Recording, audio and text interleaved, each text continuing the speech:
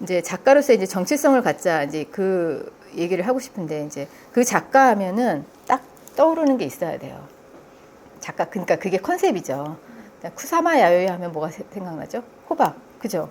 그리고 김창렬 하면은 물방울, 뭐 그런 거 이렇게 딱 있잖아요. 최서원 하면 시필라운 얹어서 가는 거예요. 저도 예를 들어서 이렇게 그 작가면 멀리서도 저거 최세원 작품이네 이런 게 생각이 나야 돼요. 근데 사실 그렇게까지 가기가 쉽지는 않아요. 사실은 그 자기 컨셉을 만들어서 어떻게 가야 되는지 그게 사실 우리는 어려운 거잖아요. 방법을 모르는 거지 생각은 많아요. 하고 싶은 것도 많고 어떻게 하면 뭔가 하면 될 것 같은데 근데 여기서 어떻게 해야 되지? 근데 이걸 누가 가르쳐 주는 사람이 그동안은 없었어요. 그죠? 근데 이제 조금 이런 기회들이 많이 생길 거니까 이런 걸 많이 좀 들으셔가지고 작품에 활용을 했으면 좋겠고 이제 차별화된 경쟁력이 중요하다 이 말씀을 말씀드리는데 스펙 관리 여기서 제가 말씀드린 스펙은 학력을 얘기하는 건 아니에요. 학력 같은 거는 뭐 상관없어요. 전공 저 전공 못했다고 뭐 그런 거 전혀 신경 쓰지 마세요. 그건 상관없이 작가로서 작품으로서의 스펙을 말씀을 드리는 거예요. 그러면 제일 중요한 객관적으로 그 사람에 대해서 검증할 수 있는 자료는 뭐냐면 우선은 개인전 횟수예요. 개인전을 이 사람이 얼마나 했느냐 그게 굉장히 중요한 요소가 되는데 그게 왜 그러냐면은 개인전을 하려면 일단 기본적으로 작품이 있어야 되잖아요. 작품을 그동안 그만큼 했다는 거예요. 그리고 역량을 그걸로 보는 거예요. 그리고 이제 개인전 할 때 보통 뭐 작은 작품만 거나요? 그렇지 않잖아요.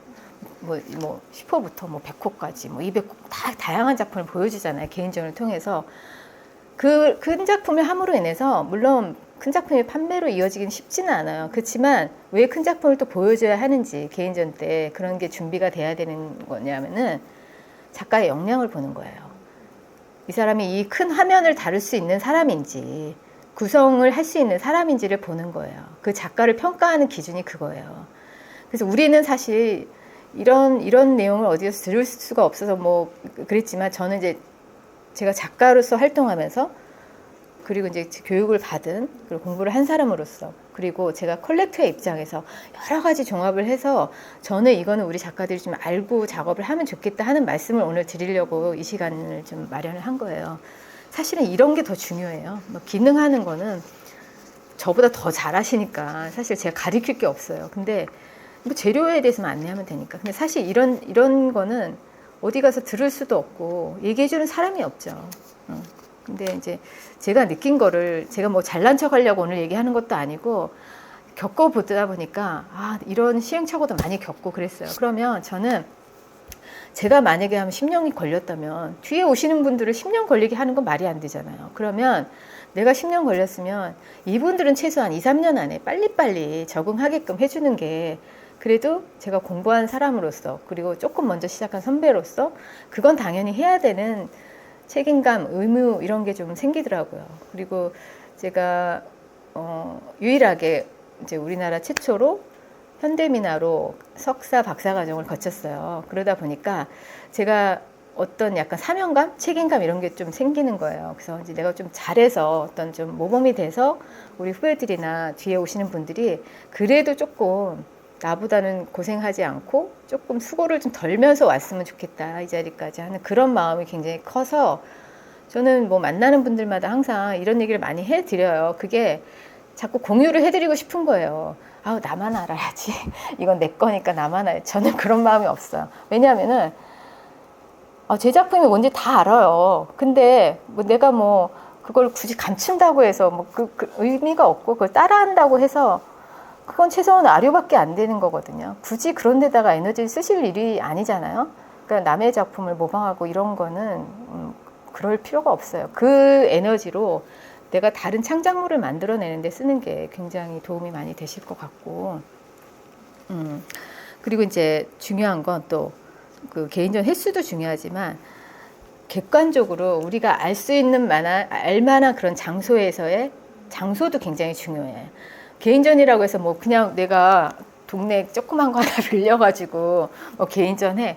그런 게 개인전 횟수로 될까요? 아니에요. 미술시장은 생각보다 굉장히 냉정해요. 예, 그래서 우리가 쓸데없는 데다가 돈을 쓰거나 에너지를 쓸 필요가 없어요.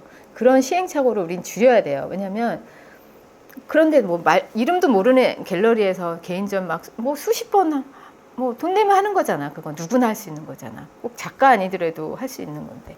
그런 데서 개인전 하는 거 의미가 있을까요? 의미 없어요. 돈은 돈대로 쓰고 스펙도 되지 않고. 그래서 저는 차라리 그런 돈을 모아서 조금 모아서 그러니까 싼 거 여러 개 하는 거보다 옷도 그렇잖아요. 왜 막 그냥 싸구려 몇만 원짜리 그냥 막 입고 그냥 다음 내년 되면 또 입을 옷 없고 막 이렇듯이 그런 거 하지 말고 제대로 돈을 쓰자는 거죠. 다른 거 좀 아껴서 제대로 쓰자 뭐 그런 거. 그리고 이제 우리가 이제 작업을 하고 이제 작품이 이제 널리 알려지다 보면 외국으로 나가서 활동할 기회들이 많아질 거예요. 그러면 외국에서 작가를 어떻게 평가하는지가 우리가 알아야지 또 그거에 대한 대처를 할 수가 있겠죠. 우리나라 작가들이 정말 유명한 작가들도 외국에서 대우를 많이 못 받고 그렇게 금액이 생각보다 높지 않은 거는 그 사람에 대한 자료가 없대요. 그러니까 그 사람에 대해서 이 사람이 어떤 과정을 거쳐서 이 자리까지 왔는지 평가할 기준이 없는 거예요. 그러다 보니 이 사람이 갑자기 뭐 3년 전에 시작했는지 뭐 이런 것도 없고 막 여러 가지 그런 데이터가 없다 보니까 한마디로 데이터가 아카이빙 해놓은 게 없다 보니까 그 작가에 대해서 알 수 있는 방법이 없어요. 그러면 외국에서는 외국 컬렉터들이나 그 사람들은 많은 돈을 들여서 투자를 해야 되는 입장에서 굉장히 주저할 만한 요소잖아요. 그런 것들은. 그래서 우리가 이제 작품을 하는 것도 중요하지만 우리가 작품을 하면서 차근차근 프로로 나가는 길을 잘 준비를 해 나가는 거 그거 굉장히 중요하거든요. 근데 사실 저도 이제 이런 얘기를 해주는 사람도 없었고 거의 근 10년 전부터 이제 창작을 하다 보니까 막 막연했어요. 사실 혼자 막 이걸 해내라고 하는데 어떻게 해내야 될지도 모르고 막연한 상황에서 하다 보니까 답답한 게 많았어요. 어디 물어볼 데가 일단 없었어요. 왜냐하면 큰 선생님들 같은 경우는 전통만 하시는 분들이고 창작에 대한 뭐 개념 자체가 그렇게 막 대중화되어 있는 그런 시대가 아니었기 때문에 너무나 막연했는데 그냥 저는 언제까지 이 전통을 해야 되나 그런 것 때문에 난 내 그림을 좀 빨리 해서 내 작품을 해서 보여주고 싶다는 생각이 많이 컸던 것 같아요. 그래서 그런 객관적인 거를 다 준비를 해놓는 게 이제 스펙이 되는 건데 그 중요한 요소 중에 하나도 평론. 자기 작품에 대해 개인전을 하면은 우리가 평론을 받잖아요. 평론을 좀 틈틈이 받아두세요. 작품을 하면은. 그게 왜 중요하냐면 외국에서 그 사람 평가할 때 평론가들의 그거를 굉장히 많이 중요도가 높다고 하더라고요. 그래서 이 사람에 대해서 알 수 있는 방법이 없으니까. 그리고 평론을 받을 정도면 그래도 뭔가 꾸준히 작업을 했던 사람이고 작업 세계가 있다는 거잖아요. 일단은 그런 게 객관화되는, 그러니까 나에 대한 모든 게 객관화되는 그런 스펙들을 만들어가는 게 중요한 거지. 우리가 눈앞에 있는 거 막 이렇게 뭐 그런 거에 막 연연해서 갈 게 아니고 넓게 보고 멀리 보고 크게 생각하세요. 지금 눈앞에 있는 것만 생각할 게 아니고 그냥 꿈을 크게 갖는 거예요.